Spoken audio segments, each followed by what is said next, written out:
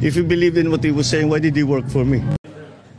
Karagtong po ito ng question ni Ma'am Pam kanina, sir. Sa isang interview, sinabi din po niya doon na if you believe in what he was saying, why did he work for me? Ano po masasabi mo doon, attorney? I think let's put it, I do not agree that I work. I help him. Yes, I admit, I help him. Kasi para sa akin, ang work is sumahod ka eh. And let it be known, I do not want to share this because akin naman, wala yan. But I never took any, not even a single centavo from them when I was helping them. No, wala akong kinuha ni isang sentimo.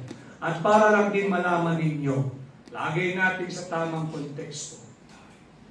Wala akong sinahod kahit isang sentimo kahit nung ako ay executive secretary at nagtrabaho sa Malacanang.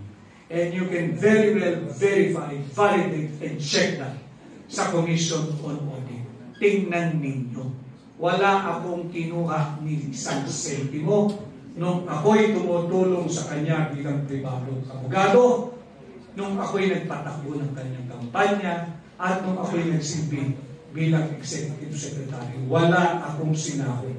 So ilagay natin sa tamang konteksto. Pero just in case lang, sir, na pumabor, not in favor of the admin, yung decision ng Supreme Court, meron po ba tayong contingency? No. We shut down everything. I guess that's what they want. They want the government to cease working.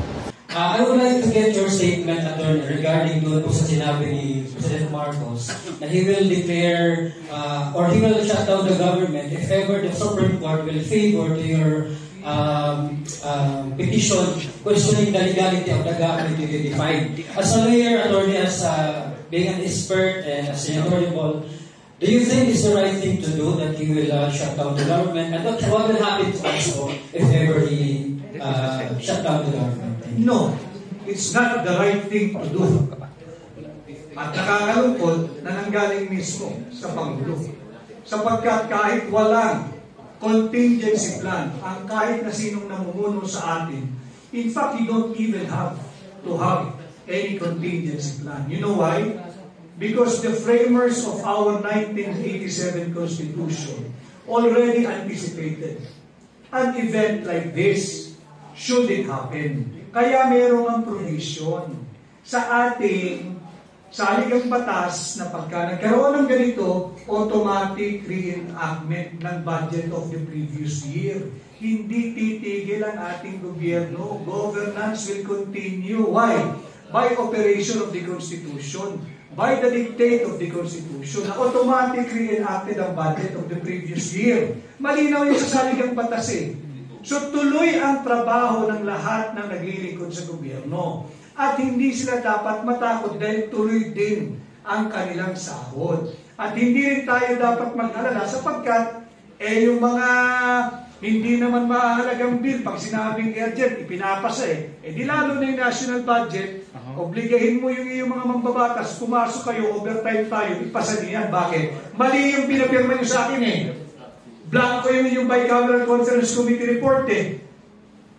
O di magpasa kayo ng tama, itama natin yung proseso, restituhin natin ang saligang batas. He's always had that weakness every time when he was still working for me. At Attorney V, ang question lang po. Part po ng statement ni Marcos Jr. when he said na ayaw niya at hindi siya sang-ayon sa air political drug test is that he said na you always had that weakness every time when he was still working for me, he referring to you. Ano ho kaya yung weakness na yun na tinutukoy niya? Na weakness ninyo? Hindi ko alam sa kanya. Honestly, hindi ko alam sa kanya. Tama. I'm the one who defended him. I'm the one who defended him. So if I'm weak, probably I'm weak. Thank you.